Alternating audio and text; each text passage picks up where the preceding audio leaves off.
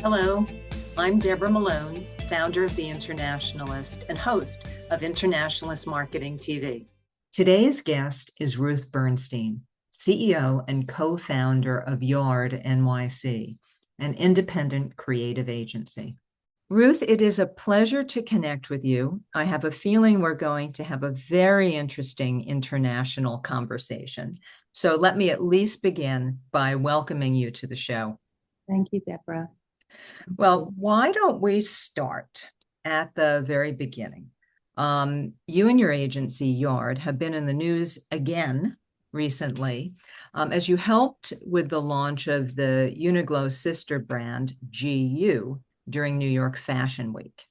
So I'm fascinated by a number of things. I'm fascinated by your concept of brand beacons and, of course, contemporary culture. But let's start with GU and that launch. And let's delve a little bit deeper into your philosophy after we get through the GU portion, because I've got a couple of interesting questions for you. So tell us about the challenge of bringing a new fashion brand to a crowded market. And of course, what's different about GU? So you mentioned something about GU, which is important that most people don't know, which is it's the cooler sister brand, younger sister brand of Uniqlo. And essentially it is already popular in Japan and other parts of Asia. But, you know, you're right. America, does it really need another fashion brand, a fast fashion brand, what could be perceived as a fast fashion brand? And so, you know, for us, we were really interested in GU because it's really, really different. So it's more an antidote to fast fashion in that it delivers trend and it delivers high quality, but in a much more thoughtful, curated way. So if you think about fast fashion, you walk into an H&M and you are overwhelmed with choice, but it's like a lot of waste, let's face it, right? Trend is an excuse to create more and more stuff that we don't ultimately use and that just gets put on the waste dump like everything else, right? So GU has approached their trend in a very different way. They curate it, and that means that it's about a tenth of the SKUs of other brands. So it is delivering the trend you need. And, you know, for Gen Z, they're really looking for affordable trend. And it's the quality of Uniqlo, but at a great, great price. But it's really that thoughtful curation, which they call mini edit max, that drew us to the GU proposition. We knew it would stand out in America because America does need a more thoughtful approach to trend at a really affordable price. Let me ask you something else. Given that sometimes fast fashion has a little bit of a reputation of not being as sustainable as it should be, not only fast fashion, but obviously all fashion. I mean, God knows what there are a dozen seasons now in a year, or pre-seasons or whatever it is. And you did mention H&M, and I know that they've done a number of things in terms of sustainability and in trying to recycle product and so on. A little bit about that. Is there answer in the editing and the curation? I'd be curious as to your thoughts, because sometimes they're in opposition to each other, you know, fast fashion and sustainability. They absolutely are in opposition. And this is why GU is really so different, because it's making less stuff. So if you're talking about creating a tenth of the SKUs while still being able to answer to the needs of the seasonal trend needs of a consumer, you're inherently creating less waste. So it's one thing for a retailer to make a lot of stuff, waste a lot of stuff, and then to compensate, come up with some sustainable line. That's not very believable when you're walking into stores that are overwhelmed with essentially stuff that nobody needs and nobody uses. So this is inherently, from its very, very beginning, a creation of less trend. but a more thoughtful curation, which enables you to get the trend you need, but there's less waste. I'd be curious, and you may not know this, but did they do this in response to what consumers want, or did they do it out of some ethical belief in that, in doing more for the planet, or perhaps a combination of both? Because I think that's the interesting part. Yeah. Absolutely, it goes hand in hand. I think we're all, as we are evolving as a, I'm talking as the royal we, but I'm talking about, when retailers are wanting to deliver in a more sustainable, ethical way. The response is not to just recycle cotton or create something out of something that's already been. It's more about the intention about just putting less out there, but still being able to deliver. And Gen Z is demanding that more and more. And so, I think it's such a smart approach. And it is a new approach, a different approach. No, that's quite interesting. Talk a little bit about Tokyo meets Soho. I love it, as an internationalist, of course, and someone who spent a lot of time in Tokyo.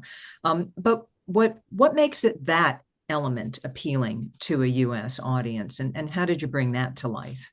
So, GU comes from Tokyo, right? It's a Japanese brand, but certainly because it's more trend based, Tokyo is sort of the heart of the brand. And if you think about launching any brand in Soho, you're talking to a somewhat jaded consumer, right? They've seen it all. Mhm. So there's very few places that can compete with Soho for its excitement and its sort of reinvention and its cultural epicenter. And one of those places is Tokyo. Gen Z has become fascinated with Tokyo, and whether it's anime, whether it's all the sort of cultural output from Japan and particularly Tokyo, it is really, really a place of fascination for them. So it was a no-brainer for us if we're bringing a brand that comes from Tokyo, that embodies Tokyo, to bring Tokyo to Soho and to excite a Gen Z audience and to lean into the culture of Tokyo and bring Soho to life. And has GU been around for a while in Japan, or is that a relatively newer brand? No, it's newer than Uniqlo, obviously, but it's already established in Japan and other parts of Asia, and it's very, very popular. So for our concept of Tokyo meets Soho, we brought a lot of that Japanese culture to Soho. So that's through the art direction that was really inspired by Japanese magazine culture, or the music. We created a very sort of unique soundtrack that also helped people know how to pronounce Oh, GU. of course, isn't that great? That's smart. Yeah, yeah. So it became sort of the lyrics. So because Americans it's hard. It's like what how do you pronounce it? So we really sort of created a mnemonic that sort of became, it was like a earworm that got stuck in your head with this great soundtrack. But also bringing line culture, which is such a big part of Japan and Tokyo, to Soho, and turn the whole of Soho into a virtual line. Which was, and through artists and entertainment, just bringing all the sort of rich, very cool Japanese, artists and vendors and food and music. And I hope you had the wall of drinks vending machines, hot, cold, and everything and every flavor under the sun. It was a lot of fun. There was a lot of great, cool things to eat and drink and just enjoy. It was really a big success. And GU's got a very strong foundation now in America for them to grow. And it really, it really stood out as in what could be an incredibly competitive market. It stood out as something different. No, that it's quite interesting that you say that. I wonder, you talk about it as the little sister brand, perhaps, of Uniqlo, but I wonder if one starts to inform the other. Or I mean, that may be happening in Japan, but it would be interesting to see also if that happens in another culture. Yeah, I think that, when you have a portfolio of brands in general,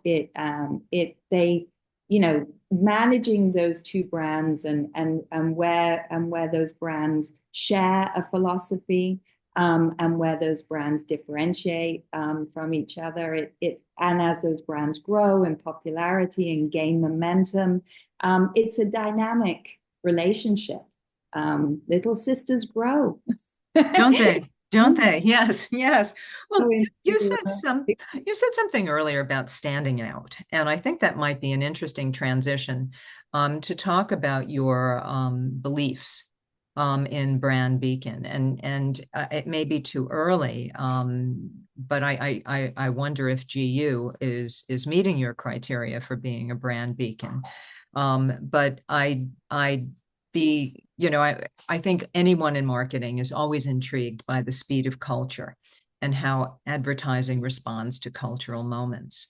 And there's the ongoing argument, which shapes which, and I think the truth is they shape each other. But outline for us your concept of brand beacons and also why you believe the world needs more of them. wow, there's a lot Yeah, I in know. that. I'm not one of those with short questions, but then again, we're all supposed to think. No, I've just there's so many really great thoughts and I'm trying to figure out where to start with responding. So let's just start with GU because it's sort of a Yeah. continuation. Uh, we are drawn to the brand because it has the makings of a brand beacon. And for us, a brand beacon it is created over time, but it has to have some fundamentals in place. Okay, so the fundamentals is it has to have a belief system that permeates through all aspects of the organization. So that's number one. And I think GU absolutely does. It also has to have a product or a service or an offering that believes in delivering better for the world, for the category, it doesn't always have these big, lofty goals, but it has to be able to, make sure that they're delivering something better and something meaningful. But what makes them a beacon and not just a brand with a purpose is that they can do that consistently over time, and that they have the courage and the conviction to be able to also, and the creativity to constantly be able to be relevant in culture, to get to keep that momentum, to keep that light burning. That's what makes them a beacon versus a brand that has a good purpose, if that makes sense. Does that make sense to you? No, it makes a lot of sense to me. And you and I don't know each other that well, but I've been devoting a lot of what I do for the last dozen years to this evolution of purpose. And in some ways, I wish that we could find another word for it because it's become a shorthand for something that evolves and is very rich. But I'm quite curious. You said specifically that a beacon is more than a brand with purpose because it has a cultural relevance and continually evolves while striving to do better. I'd be curious if you could, maybe could you try to differentiate a little bit between a beacon, yeah, a real brand beacon and a brand with purpose, or maybe even come up with a better word for purpose? And I know that's kind of putting you on the spot, but it's something I'm really curious about. I mean, I think a better, so that's my response is that's what a beacon brand is. Mm-hmm. So, a beacon brand has found a way of putting purpose into action Oh, to okay. really create results. So all beacons have some sense of purpose. They have a belief system, right? Mm-hmm. What I think the problem with purpose has been is, and I'm sure this is what you've been struggling with too, is that it starts off as something really good. Like, wow, brands with purpose are different, right? Brands with purpose have a mission. They have a reason for being. But what's happened is that brands then think, oh, I need a purpose, but that purpose lives in the marketing department or the CSR department, and it doesn't permeate through everything, or it gets sidelined because the focus is on profit. Beacons have the ability to really let that purpose run through every aspect of the organization, and also to be able to galvanize that purpose into consistent action that really not only creates change, but creates excitement. And that's where creativity comes in, but consistency, that courage to have the conviction and courage to keep going.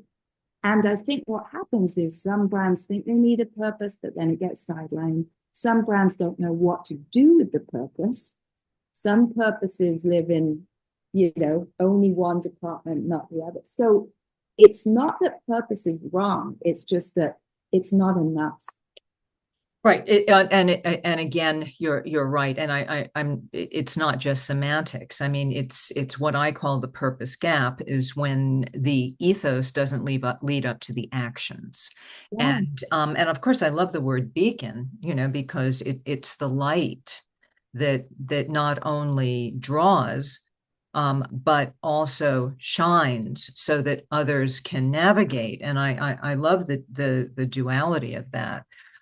There's actually a quote by Nelson Mandela about why you should not keep your light under a bushel basket. And it's not only for you, but your light gives other people the confidence to shine as well. For lack, I'm sure I've corrupted that terribly, but you can see the similarities. So give me some examples of who you would say right off the top of your head are some great beacon brands. Yeah. Or I mean, brand beacons, sorry, to get it right. Yeah. Yeah. Listen, I think that I love that quote, and I think that what the reason why we love the idea of beacons is everything you were saying, also because it does shine a light forward, but it also attracts. It's got this dynamism where it's sort of actually it's a calling. Imagine like a lighthouse or it's a two-way street. It's not just like a brand is like, we're a beacon and we're going out there and we're telling everyone what to do or showing people. It's got this real pull to it, this magnetism that creates this momentum. So I think that that's why its interaction with culture is so important, and that's why. So there's lots of great examples of beacons. And I think one of my favorite examples right now is Else, because to me, they were just an accessible beauty brand that, showed up. It was everywhere, right? But once they really connected their purpose to their creativity and they had the courage to keep going, I mean, they are delivering results. And so I just think they're the most easy contemporary example of a brand that's found it's become a beacon, and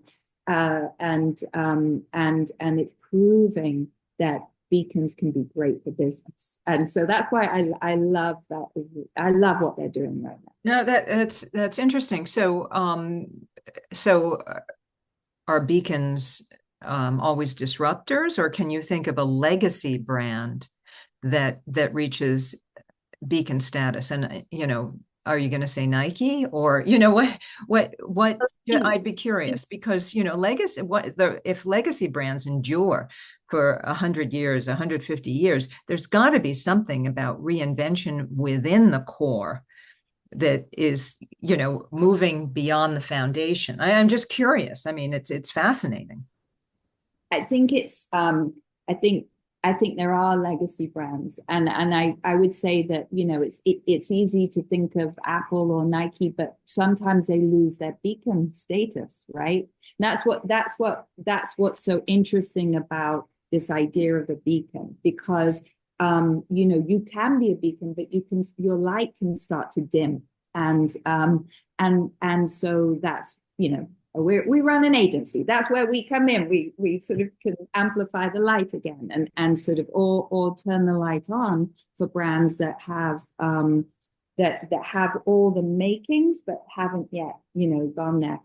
So yeah, Nike's, I would say that its beaconness is dimming. I think Dove has kept its beacon light shining within its category and consistently. I think it's a challenge to keep the lights on. And I'd be curious if like Dove, you don't think of some of the mistakes they made. And I'm a big fan of Dove, and I don't mean to bring up anything negative.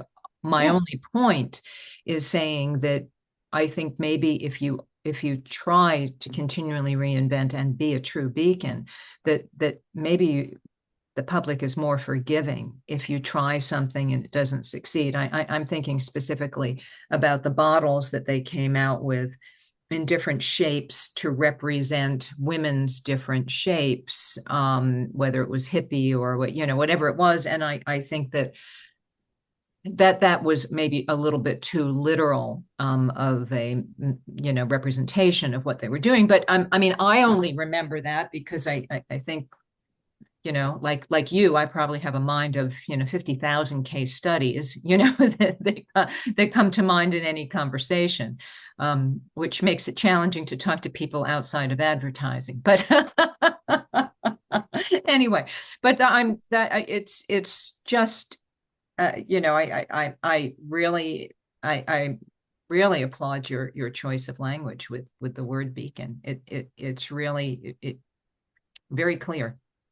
Thank you. I mean, we find it to be I think that as an agency, you've got to know why you really exist and what really motivates you. And just to get back to your question, like, we just don't think the world needs any more brands.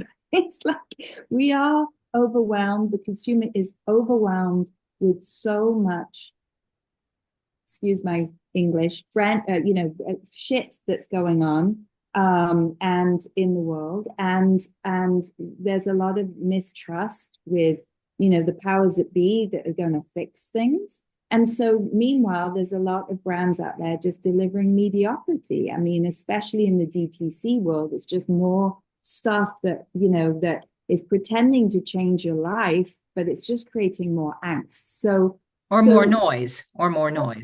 More angst, more mediocrity. And so, there's plenty of, that's all good if that's all you want to be. But for us, we really are inspired and motivated to help brands become beacons, or to help beacons, just shine a brighter light and have a bigger impact. And it's just something we've always been interested in doing. It is just, and when we talk to clients, it's like, we're interested in you because we think you can be a beacon. Or do you want to be a beacon? Because if you don't, it's not a great fit. So it's a very clear idea for marketers and for consumers. And I think that's why it works. You talk a lot, obviously, about cultural relevance. And unfortunately, our culture, not only the culture in the US, but I think throughout Europe and in a lot of the world now, has become very much of a polarized culture. And well, let me hear what you have to say, because yesterday I heard Mark Penn talk about this and what marketers could perhaps do. But before I talk about his thoughts, which did impress me, I'd be curious how you navigate that. You know, if it seems right now that everything is political, including everything from what you wear to what brands you choose. So how do beacons maybe unify that polarization? Or I'd be curious, because I know a lot of people are struggling with this, and this is kind of that area where I wouldn't say purpose has gone wrong, but where purpose is having a lot of trouble navigating. Yeah. And it's an amazing question, and especially 2 weeks before an Yeah. election. Yeah. Uh, so my answer to that is that brands absolutely need to understand where they're playing and what right they have to play there. So the brands that get themselves into the most trouble are the brands that don't have a right to be in a conversation, right? There's not only the only thing that gives them the right is that, oh, this is a cultural moment, or this is a cultural discussion. Let's just jump in. And it always goes wrong. So the brands that can do this are the brands that have, again, from a beacon perspective, they know who they are, they know what their fight is, they can back up their fight, and they have a right to participate. And when they have a right to participate, and they're in that right conversation, it can be a very helpful thing for them to participate. I'll give you some examples. So we developed the Power of She platform for Athleta. So it's obviously a brand that really, has differentiated itself by being by women, for women, taking on, female athleticism, through a female lens. Everything about it was, this idea of the power of she, essentially the power of we as women together. So in the last election, it was just coming, women were coming out, we were in the middle of COVID, if you remember. Women had run hospitals, run homes, run everything. And there was, a vice president, there was a woman running for office. So, could have been a place where no brand wanted to go, right? It's politics, right? But we saw it as a good opportunity for Athleta to celebrate Women Run. It was an idea called Women Run. It was essentially celebrating all the women who had run everything during COVID and coming out of such a difficult time. The Women Run campaign literally ran in the New York Times on election day, also on results day, which happened to be a week later, right? Because remember, the delay. There was no backlash to it because it wasn't picking a lane, although of course there was the potential of a woman being in the White, running for, being at a very high level, vice president at the time. But it was more because it was a universal message about Women Run. And it was also done at a cultural moment where women felt they had been underestimated, or they needed to be celebrated. They were all exhausted and they needed to be celebrated.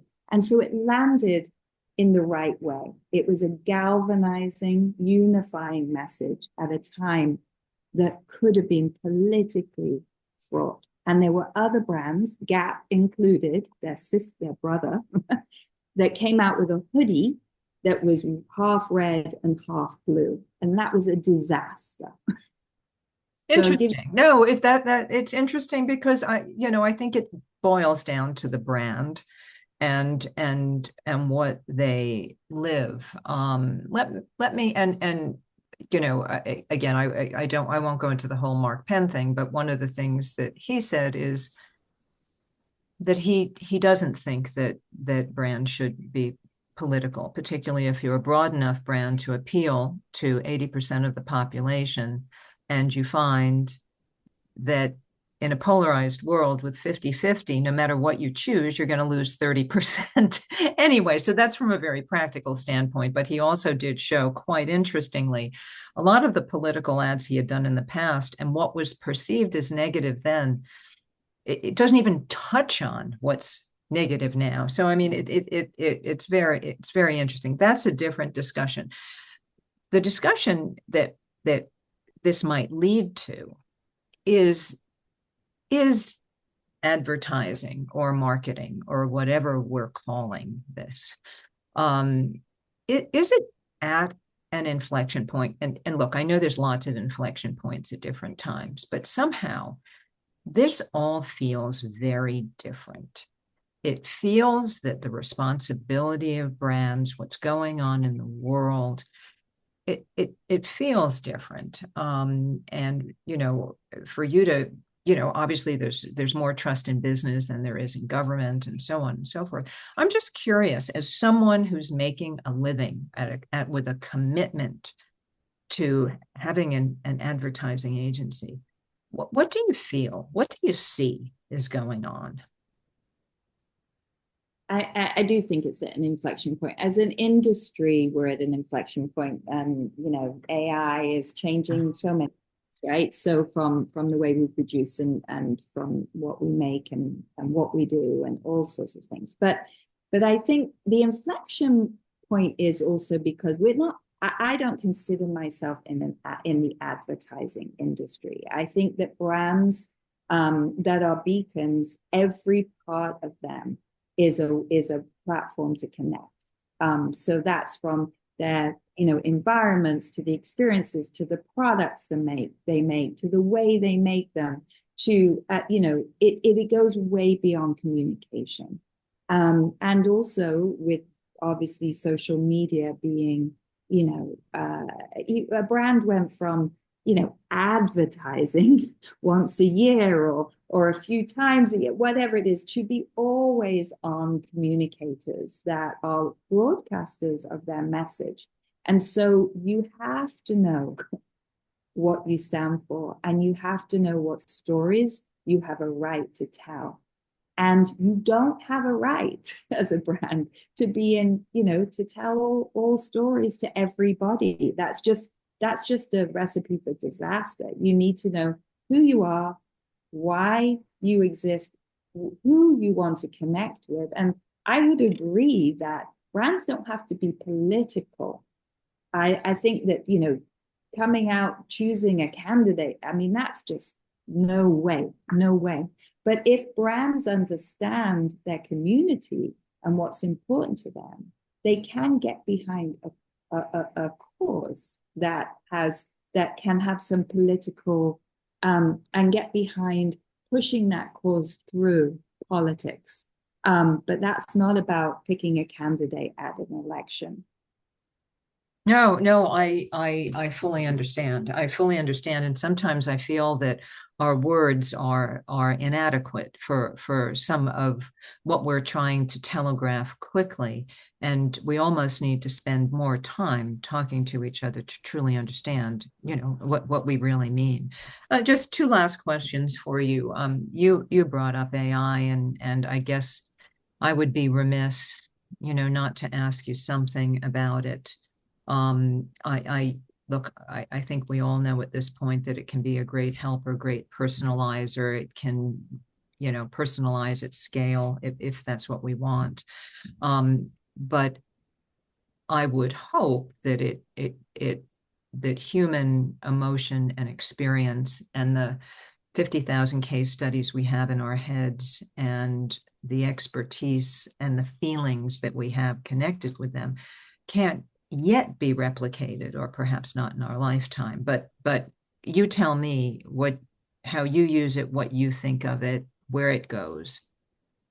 Yeah, I mean, I, I think I would agree with what you said in that there is this heart, there's this sort of connecting, not just information, but an intuition that comes from the way you look at the world. And that comes from a unique perspective that you've honed over time. And I think that's what, the strategic side of brand creation and creative strategy and is the art of connecting those dots. And I think that is a human power of creativity and innovation that is hard to replicate. And it's memory, it's sensitivity, it's sensitivity, it's an emotional intelligence, not just an artificial intelligence that allows you to respond intuitively to and also from a historical point of view. You see trend repeat, history repeats itself, and there's just sort of you yes. put it. Yes, in a different way, in a spiral, not as an exact duplicate. Yes, yes, yes. Not making a mechanical judgment. You're a creator. You're an artist in weaving strategic insight and turning it into something powerful that can create something